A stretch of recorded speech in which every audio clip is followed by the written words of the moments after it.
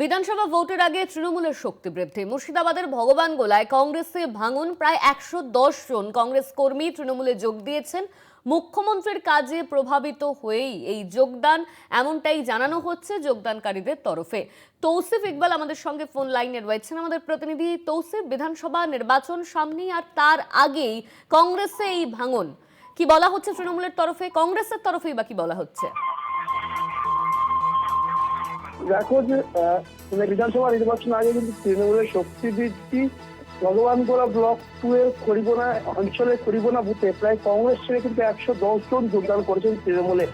যেটা জানা যাচ্ছে যে বিধানসভা নির্বাচন আগে কিন্তু এই এলাকায় গত বিধানসভা যে উপনির্বাচন হয়েছিল ভগবানগোলায়, সে উপনির্বাচনে কিন্তু ওই যে বুথ খড়িবোনা বুথ সেখানে কিন্তু লিড দিতে পারেনি তৃণমূল কংগ্রেস। সেইখানে কিন্তু রীতিমতো লিড দিয়েছিল কংগ্রেস এবং সেইখানে গ্রাম পঞ্চায়েত সদস্য রয়েছে কংগ্রেসের, এবং সেই বুথে কিন্তু যোগদান সভা অনুষ্ঠিত এবং যোগদান করলো কিন্তু কংগ্রেস থেকে প্রায় ১১০ জন।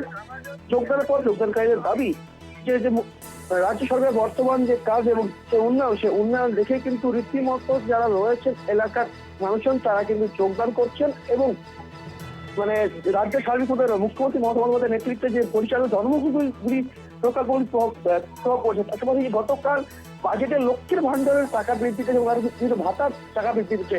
সেই সমস্ত ভাতার সুবিধা তারা উপভোগ করছে এবং সেই সুবিধার জন্য তারা কিন্তু আরো কংগ্রেসের তৃণমূল যোগদান করছে বলে যোগদানকারীরা বলেন।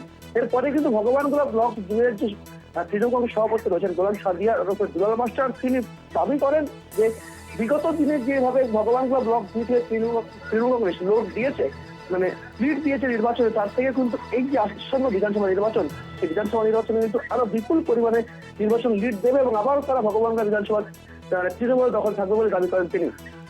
ধন্যবাদ তোমায় তৌসিফ। আমাদের সঙ্গে ফোন লাইনে ছিলেন আমাদের প্রতিনিধি তৌসিফ ইকবাল।